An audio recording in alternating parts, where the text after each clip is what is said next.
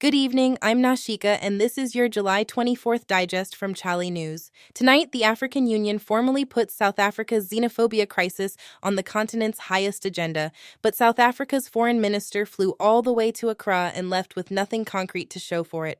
Plus, Ghana's terror chief drops a number that should stop you in your tracks. And Ghana hits a $100 billion economy, so why does it still feel tight? We've been watching this one, and today it escalated. The African Union has formally condemned South Africa's xenophobic attacks and confirmed the crisis will be on the agenda of the next Heads of State Assembly. A U Commission Chair Mahmoud Ali Yusuf is calling for immediate prosecution of attackers. Ghanaians are among those affected, and this is now a continent-level issue. And then South Africa sent its foreign minister Ronald Lamola to Accra as Ramaphosa's special envoy. He met President Mahama. He gave reassurances. He left. No concrete protection plan for Ghanaians in South Africa. None. Strong words, no action. We've flagged this pattern before, and here it is again. 8,000 people dead in 6 months. That's the toll from terrorism across West Africa. Over 2,000 attacks in the first half of 2026 alone, a 14% jump. Ghana's own counter-terrorism chief, Major General Timothy Bata said it at a national forum in Accra, and he added that some Ghanaians have already joined extremist groups. He's asking the public to report anything suspicious. Let that sink in. On the money side, Finance Minister Minister Forson says the NPP took over $200 million in World Bank loans meant to fix Accra's flooding and spent it on conferences, vehicles, and consultancies. Ghana still owes every pasewa of that. The allegation came during mid-year budget review week, and it's explosive. Full breakdown on chale.news. And there's more on flooding governance. Ghana had 500 million Ghanaian cedis sitting in a constitutional emergency fund, but when the floods came, a high court garnishee order had frozen every last cedi. Forson had to find an alternative 350 million Ghanaian cedis for relief. He's now pushing for legislation to shield emergency accounts from court freezes. Action on the ground, though. Accra's Flood Mitigation Task Force has started demolishing structures built illegally on waterways, beginning at the Tessa Dam in East Legon. No relocation plan announced yet. Residents there will want to watch this closely. GoldBod CEO Sammy Gyamfi is pushing back. Responding to Public Accounts Committee Chairperson Abeku Jackson, he says the $279 million released to GoldBod was Parliament-approved revolving seed capital, not misconduct. The accountability battle has opened a new front across party lines.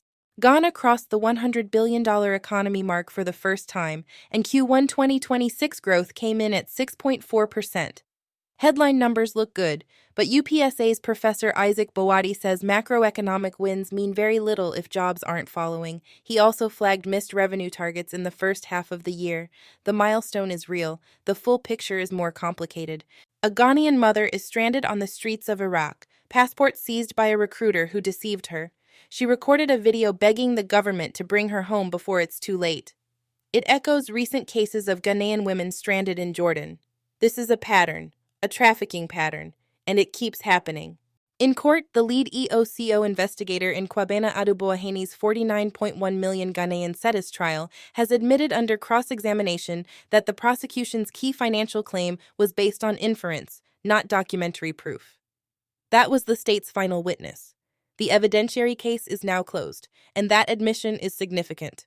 President Mahama has nominated 3 new justices to the Supreme Court, including Justice Edward Amoako Asante, who served 6 years as president of the ECOWAS Court of Justice.